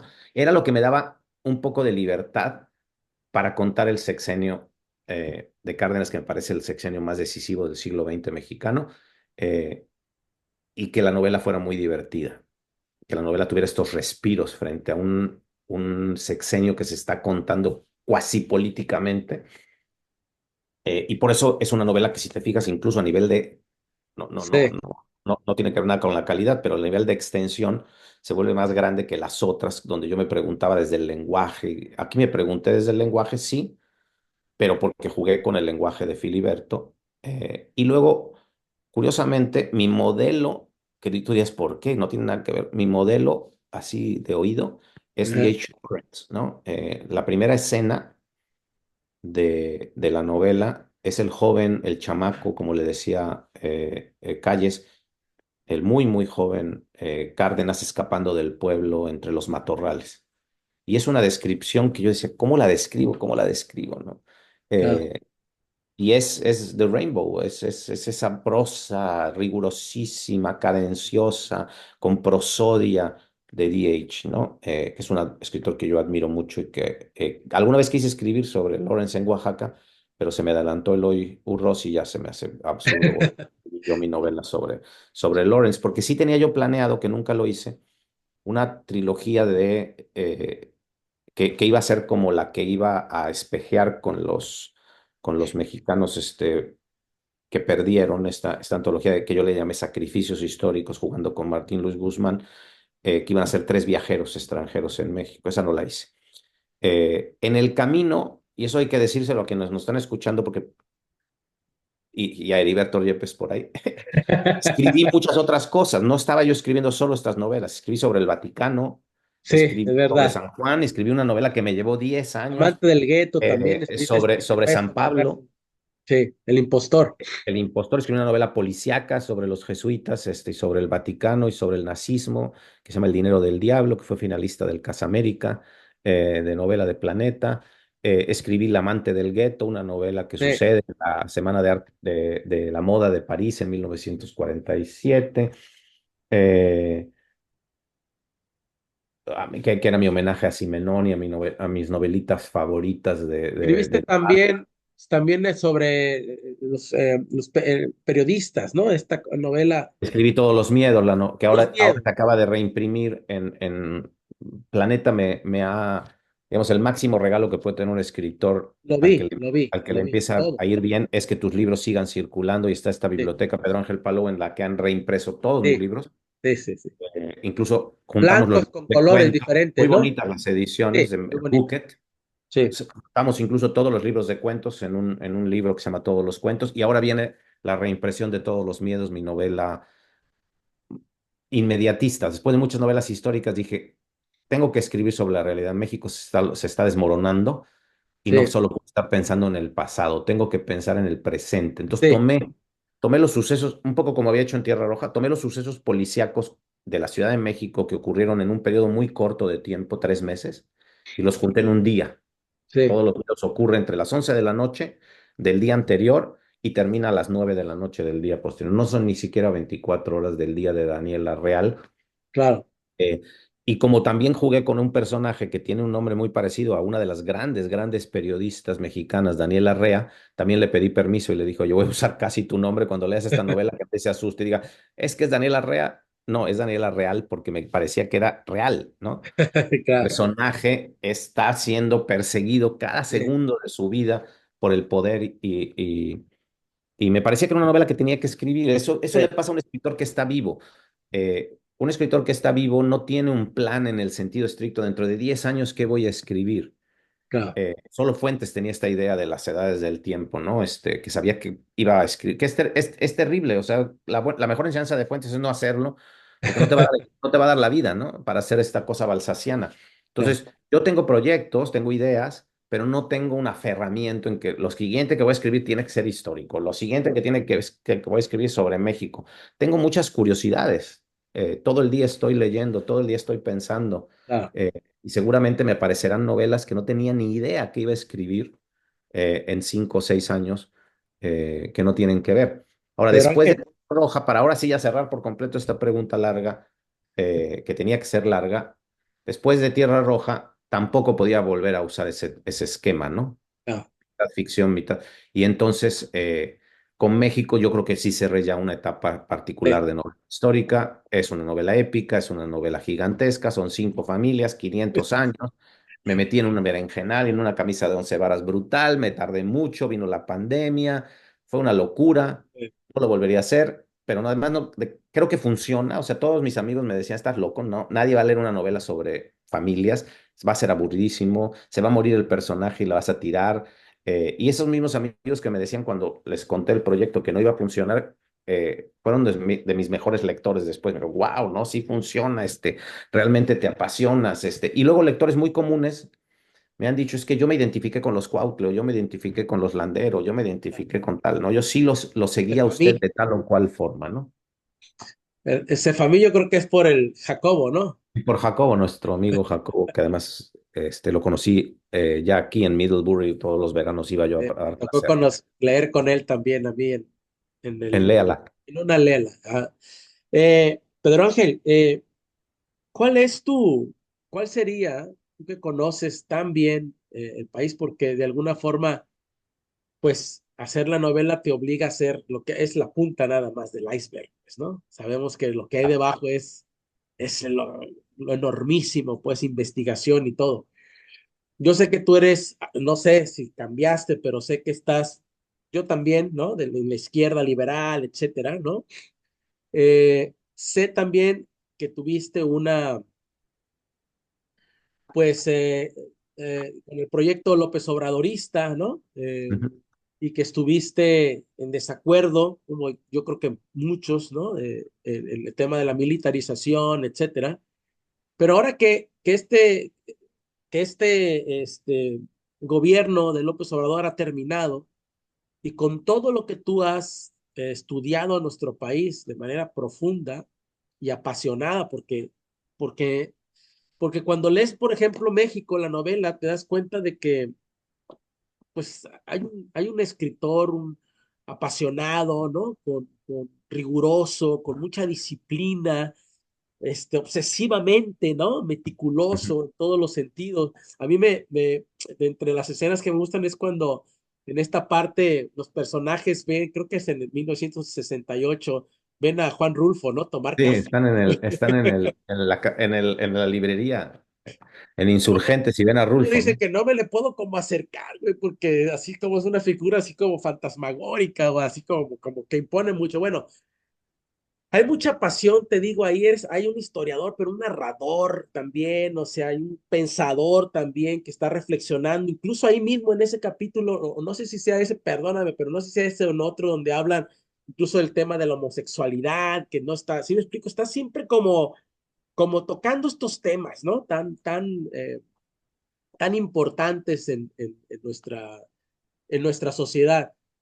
¿Cómo ves qué nos hace falta, Pedro Ángel, en México para poder ya no integrar a nuestros, ¿no? Yo lo vi con los maoríes Ujú. en Nueva En Zelanda, Nueva ya Zelanda. no se quiere Ujú. integrar, sino se quiere respetar, darle sus espacios. ¿Qué hacemos con los indígenas? ¿Qué hacemos con una reforma del Estado tan necesaria, con un Estado de Derecho tan importante, sin fanatismo, sin polarización? ¿Cómo ves a nuestro país ahora que viene una primera mujer presidenta, etcétera, etcétera? ¿Cuál es tu diagnóstico? ¿Qué es lo que tú, con todo esto que conoces desde la conquista hasta nuestros días, qué- cómo ves a nuestro país? ¿Hacia dónde estamos yendo bien, así como vamos, o tenemos que dar un viraje? ¿Cuál es tu percepción de eso? Yo, como bien sabes, siempre he votado por la izquierda. Me pareció que el país en 2018 había dado una muestra clara a nivel votación de que quería un cambio radical. Le había dado una oportunidad a la derecha, no había funcionado. Regresó el peor PRI. El nuevo PRI era el viejo PRI y regresó y era horrible, corrupto como nunca, con todas las taras históricas, pero además con toda la banalidad de Peña Nieto. Y el país le dio la oportunidad a López Obrador, que no es, y eso lo descubrimos en los 6 años de gobierno, un personaje de izquierda. Ya nos lo decían algunas gentes que lo habían conocido muy bien en la Ciudad de México, que todas los derechos civiles que se consiguieron en la Ciudad de México se consiguieron hasta que Marcelo Ebrard llegó a la jefatura de gobierno, que él impedía que hubiera matrimonio igualitario, que hubiera derechos para transexuales. Entonces, descubrimos tardíamente, muchos que lo apoyamos, que no era un personaje de izquierda, que era un personaje populista, eh, que tenía una visión muy particular de la historia de México y que se cree historiador sin serlo, que es capaz de mentir y de reacomodar a su manera la historia de México, eh, para generar un proyecto que no es precisamente de izquierda, sino es un proyecto político, social, de control presidencial del país. Para lograrlo, la primera gran traición para los votantes fue militarizarlo. Es decir, lo que él prometió, los militares a la casa y no a la calle, no lo logró. Es el país, es el sexenio con más muertos, con más violencia de la historia de México. El general encargado de Sinaloa les pide a los narcos en estos días que se porten bien. El, el propio López Obrador les dice, contrólense, no se metan con la gente, sean buenos. Eh, y sin embargo, yo sigo pensando que hay algunos logros del López Obradorismo que son fundamentales. Tenemos menos pobres en México que los que había antes. Tenemos mucho más respeto por las comunidades indígenas que lo que había hace 6 años. Eh, Algunos de los programas sociales han sido muy buenos, pero curiosamente los más interesantes han terminado teniendo una salida no la intencional del gobierno. Por ejemplo, te pongo un ejemplo de lo que me preocupa más. El sistema de salud y el sistema de educación, que en un gobierno de izquierda deberían de haberse fortalecido, no se fortalecieron. Se fortalecieron las ayudas asistenciales. De manera Es cierto. masiva. Sí se logró un avance enorme, enorme, que eso sí hay que decirlo, histórico, con el precio del salario mínimo, con el ajuste del salario mínimo. Es impresionante que eso se haya logrado en México, cuando el PRI y el PAN decían que no era posible, que iba a generar la peor eh, eh, inflación de la historia, no pasó. Pero ¿qué pasa ahora con una persona que recibe, por ejemplo, 2 o 3 becas? Por ser mujer, por tener un hijo que va a la escuela, por ser mayor de 65 años, etcétera, etcétera. Va y en lugar de ir al IMSS o al ISSSTE, en lugar de ir a la salud pública, ya tiene un poquitito de dinero, con lo que paga una pésima salud privada. Va con el doctor símil, va al dispensario, la consulta a un doctor que pues acaba de salir, que no sabemos ni siquiera si ganó el, el título o es pasante, si pasó el examen nacional de profesiones médicas. Sí es. Y esa misma familia tiene ya un cierto dinero para ir a una mala escuela secundaria, una mala escuela preparatoria o incluso a una mala universidad patito privada. Entonces, de manera no intencional, ese dinero que debía usarse para otras cosas, si el Estado hubiera apoyado enormemente la salud pública y la educación, la gente lo usa para parecer pequeño burguesa, Es. consumiendo una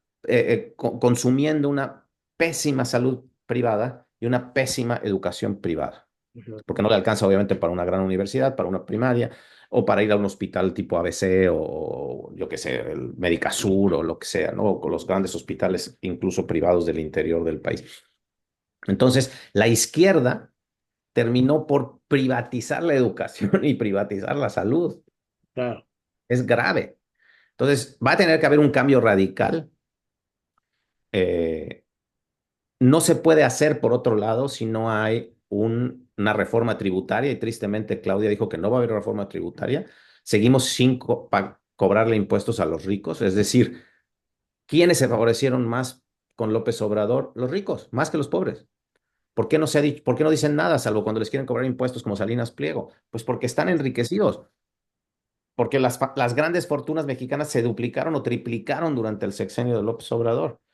Yo no digo que castigues al rico, yo digo que lo graves lo suficiente en impuestos como para que tengas ese dinero para las ayudas, y el dinero que el Estado está usando para las ayudas se lo vuelvas y se lo devuelvas a la educación y a la salud pública. Exacto. Esa es una de mis grandes preocupaciones. La otra, a nivel histórico y como novelista, yo te diría, desde Cárdenas para aquí, todos los presidentes han roto con su antecesor. Y eso con mal o bien, en un sistema tan presidencialista, ha ayudado a que pueda haber cambios. N- eh, Nunca ha habido un presidente desde Cárdenas para acá que no rompa con su antecesor. No veo por ningún lado visos de que Claudia quiera romper con su antecesor. Le dejó acotado todo, le dejó los militares, le dejó a Rosa Isela en gobernación, le dejó al de Pemex en el Infonavit, yo qué sé, ¿no? Por claro, todos lados la dejó acotada para decidir. Eso no quiere decir, el poder en México es brutal. O sea, si tú quieres dar un manotazo, lo das el primer día, lo hemos visto una y otra vez, sexenio tras sexenio, pero me parece una muy mala señal, porque además no tiene ningún sentido comprarse algo que pasó en 2019, cuando los 500 años de la caída de Tenochtitlán, que no hayas invitado al rey de España. Me parece que es una muy mala señal de que no hay el rompimiento con el antecesor. claro.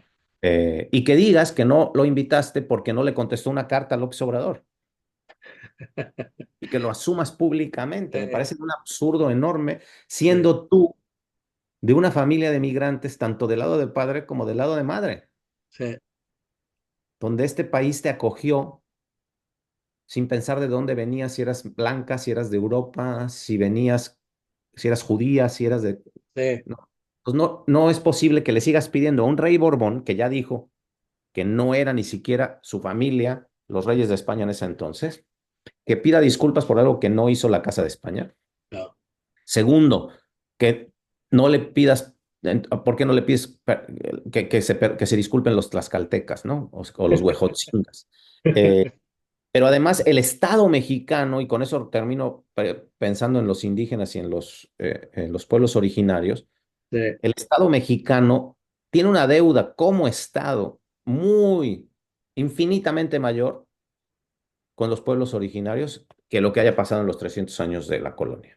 sí, Tenemos una deuda que ya se preguntaba muy bien, de manera un poco más amplia, pero se preguntaba muy bien Julieta Campos en este libro, que es una especie de lucha personal con el maestro Altamirano, que se llama ¿Qué hacemos con los pobres? ¿No? Yo creo que esa pregunta, ¿qué hacemos con los pobres? ¿Qué hacemos con los pueblos originarios? No está resuelta hasta que no haya una constitución que diga claramente que este es un país multiétnico, plurilingüístico, y que se reconozcan las naciones antes de la nación mexicana. La nación rarámuri, la nación purépecha, etcétera, la nación maya. La que mejor ha trabajado este tema es para mí la intelectual indígena más interesante de este momento de México, que es Yasnaya Aguilar, ¿no? Que además es doctor en lingüística, es de una contundencia y a la misma vez de una amplitud de pensamiento enorme. Entonces no tenemos ni que descubrir el hilo negro.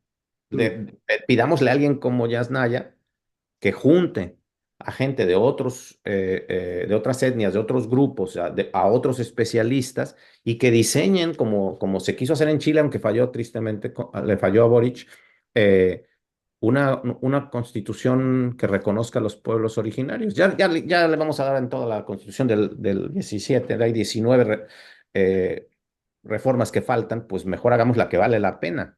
claro. La que se hizo en Bolivia, ¿no? Pedro Una Ángel, constitución que reconozca claro, nuestra pluralidad y que de la constitución emanen reglamentos. Las constituciones o las leyes sin dientes no sirven para nada en ningún país. Entonces, mi conclusión sería sí, leyes y reglamentos, porque de lo contrario, nada sirve una buena intención constitucional. letra muerta, ¿no? Eh, Pedro Ángel, finalmente te agradezco muchísimo esta conversación muy Al contrario, aleccionadora, muy lúcida, como siempre, como todo lo que has hecho. Este, y mi última pregunta es, ¿qué estás haciendo? ¿Qué viene? Eh, ¿En qué estás trabajando? Eh, ¿Piensas quedarte también allá en Estados Unidos? ¿Piensas regresar a México? Yo he regresado a México, al parecer ya aquí me voy a quedar, ¿no? He extrañado mucho, me imagino que tú también, tus calles, es imposible no extrañar, sí. etcétera, ¿no? Pero ¿qué estás haciendo? ¿Qué estás trabajando? ¿Piensas quedarte ya, regresar? ¿Cuáles son tus proyectos que Por un sé tiempo que... sí pienso quedarme todavía. Algunos de mis hijos, mi hija menor en particular está en la universidad. Hay también un proyecto familiar que no solo es personal o intelectual. Tengo una posición interesante en la universidad. Soy tengo una endowed chair en Tufts como Fletcher Professor of Oratory. Estoy muy contento haciendo lo que hago aquí. Me permite enorme, enorme, enorme libertad creativa. Entonces, por unos buenos años pienso que obviamente estaré aquí. Pero bueno, pues también la edad pesa, ¿no? No solo la nostalgia, sino los años. Eh, Tengo 58 años, entonces tarde o temprano me retiraré y me retiraré del trabajo universitario y tendré, espero, una buena cantidad de años en México. He seguido pensando en qué cosas han pasado en México interesantes, en qué años, cómo. Ajá. Eh, Estoy muy metido ahora en los setentas, que ya lo había explorado al final de México, este, Sí. este, este momento, digamos, que tú bien dices, ¿no? Por un lado está Urruchurtu haciendo redadas, pero empieza la libertad sexual en el mejor sentido de la palabra, más allá de lo heterosexual. Eh, eh, pero también son los años en que está en México Iván Illich, eh, está en México Eric Fromm, está en México el Shah de Irán. O sea, no, estoy hablando de contradicciones también, ¿no? Claro. Está Reza Pahlavi, mientras están estos otros pensadores cambiando y el último pensador que está pensando que la teología de la liberación no pasa si no pasa por la educación, que es Iván Illich. Eh, a la misma vez estamos recibiendo a todos los exiliados, como decía mi primera respuesta, a todos los exiliados de las izquierdas eh, fracasadas por los regímenes militares y todos ellos tienen una agenda, no es que vengan solamente a dar clases o a descansar, tienen una agenda política, mientras nosotros también estamos teniendo en los setentas uno de los momentos más represores del priismo, que es el echeverrismo. Eh, y acuérdate que Echeverría, en el sexenio de Echeverría es donde más se usó la palabra democracia, donde más se usó la palabra, el presidente que parecía más populista, eh, pero era un cabrón bien hecho, ¿no? Es muy probable, se murió sin dar cuentas, ¿no? Pero es muy probable que él haya sido el culpable de 68 directo y indudablemente de 71 y del halconazo. Claro. Son los años de mi infancia, por un lado, entonces son años que yo ya conozco muy bien, digamos como Cuarón en Roma, pero sin esa nostalgia del juguetito Claro. sino como intentarme explicar qué estaba pasando en este país que seguía teniendo la prensa más indulgente y cerrada, y a la misma vez estaban pasando fenómenos extraordinarios de urbanos como satélite, eh, eh, fenómenos sociales como la universidad de izquierda con todos estos intelectuales. Le dábamos cabida a la teología de la liberación que empezaba a destruirse en otros países hasta que llega el Papa en la Claro. CELAM en 79, como sabes, y no saluda a los cardenales al aterrizar en Nicaragua. La CELAM ocurre en Puebla en 79, Sí. con Y bueno, Boitila. con los Somoza acá, los sandinistas, Ernesto Cardenal, ¿no? Que es un poco Exacto. Entonces, vejado. es que Sí. todo se da. México es un crisol y tenemos al Cha, por ejemplo, ¿no? Que no deja de ser interesante que él está aquí. Y viene Charlie Mingus a morir a México. Sí. Y es decir, estoy investigando mucho los setentas Ah, ya te entiendo. Sí. como lugar de la apertura al mundo, mientras seguimos siendo muy cerrados y muy provincianos. Sí. Entonces, ¿cómo empieza a sacudirse por todos lados el estamento social? Pasó ya 68, vino 71, el gobierno está reprimiendo, tenemos una guerrilla urbana y una guerrilla rural muy fuerte, Lucio Cabañas. Son los años en que yo iba, por ejemplo, de vacaciones a Acapulco y pasabas 3 retenes entre Chilpancingo y Acapulco militares, porque estaba la guerrilla en Guerrero. Eh, entonces, quiero contar todo eso, pero ya no en una novela estrictamente histórica, es decir, basada en un personaje, sino en una especie de fresco de época Claro.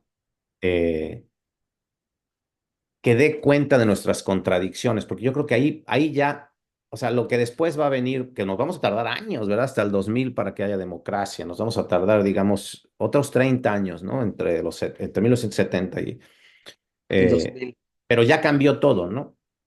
Ya no se puede ver con nostalgia nada, ya la misma literatura cambió radicalmente. Está La Onda, está Vándaro, Están las revistas locas, los primeros fanzines, las primeras revistas, La Garrapata, ¿no? Los primeros cómics mexicanos, el rock del Tri, Souls in My Mind, ¿no? Del Tri, o de Ah, Popol Vuh, este grupo súper loco que hizo la música de Nosferatu, la película de Klaus Kinski, y estaba ah, haciendo rock progresivo en México.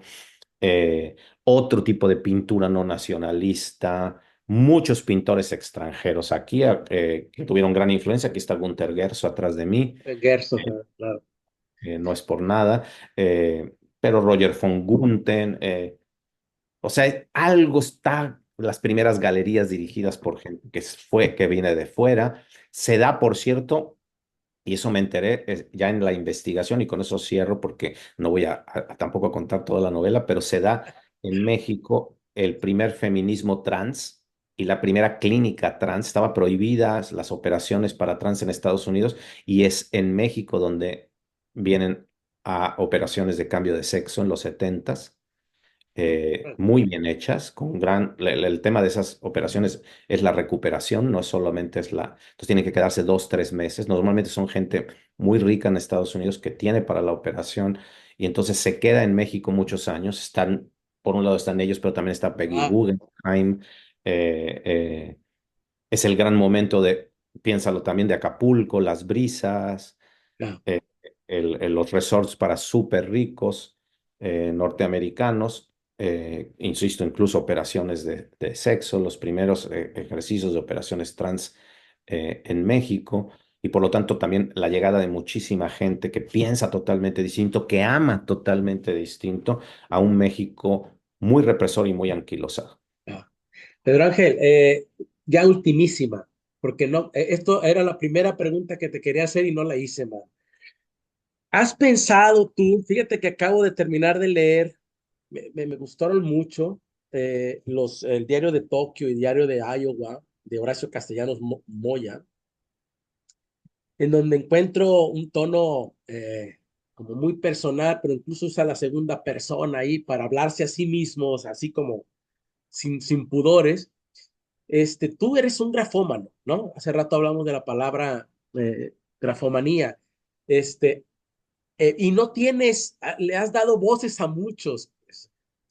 ¿Has pensado en estos cuadernos, en estos diarios? Por ejemplo, pensaba en La Tentación del Fracaso, de maravilloso diario de Julio Ramón De Ribeiro, Ribeiro, y o los muchos más, diarios de ¿no? Piglia, ¿no? Los diarios de Renzi.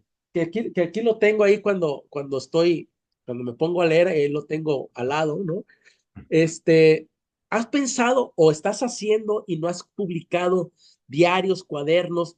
Porque yo creo que tienes, perdón que te lo diga de esa forma, un chinguero de información, de conocimientos, muchos cruzados que a veces a lo mejor es muy difícil de ordenar en una novela porque haces que cuando uno en una novela encapsula algo y ya dentro de esa lógica interna muchas cosas no caben, ¿no? Muchas Claro. cosas quedan fuera. Y por eso uno escriba la siguiente y la siguiente y la siguiente. Pero ¿has pensado en hacer algo así? Que me parece que yo sería tu primer lector, porque me parece que podrías ir soltando muchas cosas que de pronto no caben en esas lógicas internas de la novela y más cuando las circunscribes en una época histórica. ¿Has pensado o estás haciendo algo así y no lo has publicado o no es algo que te interese? Te contesto primero con el problema de que la novela es centrípeta, no centrífuga. Aún Palinuro es centrípeta, la novela es centrípeta, no puede ser centrífuga. El ensayo puede ser centrífugo. Después del cumpleaños de 80 de García Márquez, fuimos muchísimos escritores de toda América Latina a Medellín y a Cartagena, y en el avión de regreso me tocó sentarme junto a José Emilio. eh, y él me decía, yo le dije, por supuesto, que para variar era siempre su modestia, ¿no? Pero me decía, ¿quién fuera como tú, que siempre encuentra el centro en sus novelas? Y yo tengo ya 3000 páginas sobre mi novela Cristera y nunca la voy a publicar porque nunca encontré el centro, ¿no? Que es una tragedia. Ojalá Laura Emilia nos permita conocer parte de ese proyecto maravilloso el último proyecto narrativo elefantiásico de José Emilio, ¿no? Pero yo creo que sí, que yo creo que una novela exige un grado de concentración brutal en un centro. Y hacia ese centro giran, Sí, incluso pueden ser unos excentros, ¿no? O unos excéntricos que giran, pero giran hacia el centro. Sí, es centrípeto. Eh, el problema, Rogelio, es que yo soy un eh, modesto, tímido hombre del altiplano central, ¿no? Entonces, no creo que hay una sobriedad de lo mío que me impide, digamos, nunca lo he intentado. He intentado llevar el diario de manera muy personal. No soy un diarista, me queda claro. Soy amigo de diaristas, soy muy amigo de Trapiello, de Andrés Trapiello, que es probablemente el más grande diarista contemporáneo en español. Pero se requiere una disciplina brutal para contar tu día. Te contesto primero el diario, ¿no? Se requiere una disciplina brutal para contar tu día y mis días no tienen nada para qué ser contados, ¿no? Es decir, el diario luego se alimenta mucho del chisme, de la mala leche, ¿no? Pienso, no sé, en los cuadernos estos de Bioy cuando se veía con Borges, ¿no? Que empiezan diciendo siempre, vino Borges a cenar y madre, se acaban al mundo entero. Y yo claro. también me divierto y no digo que no lo tenga, pero Esto no de tengo, caminantes, ¿no? tengo el pudor personal, quizá por eso es que Villaurrutia sigue siendo mi dios penate de la literatura mexicana, porque tengo ese pudor de un hombre del altiplano central que cree que la vida personal no tiene un lugar en lo literario. Y tengo amigos que son absolutamente autobiográficos, que hacen autoficción, que Claro. se ponen a sí mismos en los libros, etcétera, y los respeto mucho, pero no es la literatura que yo puedo hacer, porque no me interesa mi vida, no me parece que, nunca escribiré una autobiografía, creo yo tampoco. Sí. Pero lo otro que sí creo que puede ser interesante, y lo he intentado de manera no orgánica, es decir, no es un libro que cuente, por ejemplo, como los diarios de Iowa, pero escribí un pequeño, digamos, grupo de textos misceláneos, creo en la miscelánea Sí. reoliana más bien, que se llama, el título es tan complejo que siempre se me olvida porque está tomado eh, de una frase de Benjamin, pero es algo así como la infinita paciencia no me acuerdo de mi propio título, de las figuritas de Mazapán. Órale. Un día Benjamin está en la calle en Alemania y Ernest Bloch le pregunta qué está escribiendo, qué le preocupa, maestro. Y él dice, pues la infinita, lo intrincado de las figuritas de Mazapán, ¿no? Entonces, esa mínima moralia de un Teodoro Adorno, esos juegos a lo Benjamin, eso sí me interesa esas pequeñas especulaciones en donde te metes y discutes un tema sin necesidad de ser el especialista, es un pequeño excurso. Reyes lo hacía muy bien, hay grandes Sí. libros de Reyes, Grata Compañía, por ejemplo, que son misceláneas. Las misceláneas reyanas, como era un hombre tan curioso, me parezco, creo yo, más a Reyes en ese sentido. No quiero, no, guardas todas las proporciones.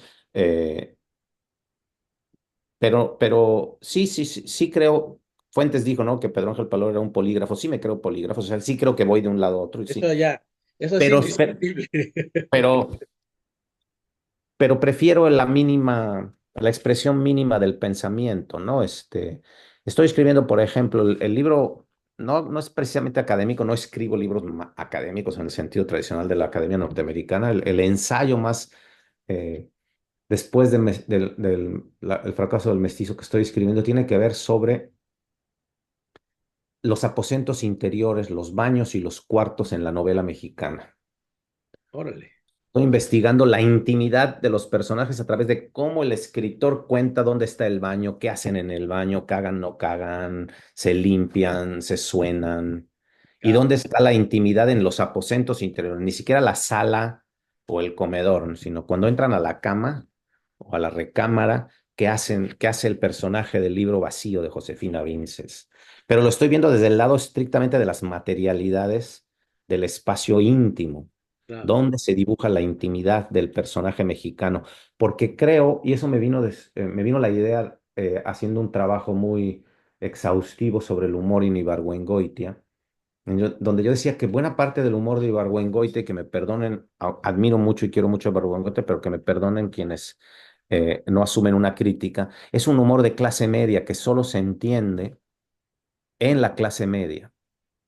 Somos un país muy clase mediero, y de hecho estoy usando a Gabriel Careaga, el sociólogo que trabajó la clase media, como mi líquido de contraste cuando estoy investigando estos escritores, ¿no?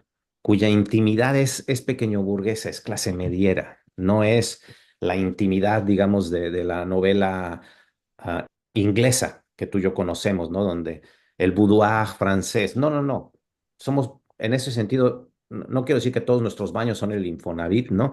Este, o la casa de interés social, pero no estoy hablando del tamaño, sino es cómo vivimos nuestra intimidad y cómo la representamos, ¿no? Y eso me interesa, eso va a ser un libro más largo, obviamente, pero también me interesan las misceláneas, como te Ah, decía, y he encontrado en el artículo periodístico la posibilidad de la miscelánea, ¿no? Entonces escribo en el Heraldo todas las semanas, cada ah, 15 días, perdón, y escribo en un periódico local que se llama Hipócrita Lector todas ah, las semanas. Por ahora, porque están las elecciones en Estados Unidos y hasta noviembre, estoy escribiendo sobre Estados Unidos casi siempre, ¿no? ah. Pero de pronto, por ejemplo, me tocó ir a un hotel boutique en Argentina y hice un artículo ah, totalmente satírico sobre el éxito de los hoteles boutique, y en cambio la incomodidad que tiene para un ser humano normal el hotel boutique y que prefieres quedarte en un Hilton donde todo funciona, ¿no? Y ese está publicado, por ejemplo, en este libro de las figuritas de Mazapán, ¿no? Porque sí me interesa mucho. Pedro Ángel, muchísimas gracias, querido amigo. Ha sido una conversación extraordinaria. Eh, Como siempre, pues eres un gran conversador, un gran conocedor de nuestro país, de la ficción, de un gran radio de lecturas, etcétera. Estaremos en contacto. Espero Claro, verte si vienes a México y vienes por ahí a la fila o cualquier sitio. pronto. eh, Nos Como bien veremos. dijiste, fue una conversación de amigos y eso es lo que más se aprecia y más se Sí, agradece. cómo no. Muchas gracias, Un Pedro Ángel, abrazo. y nos veremos muy pronto. Espero que pronto.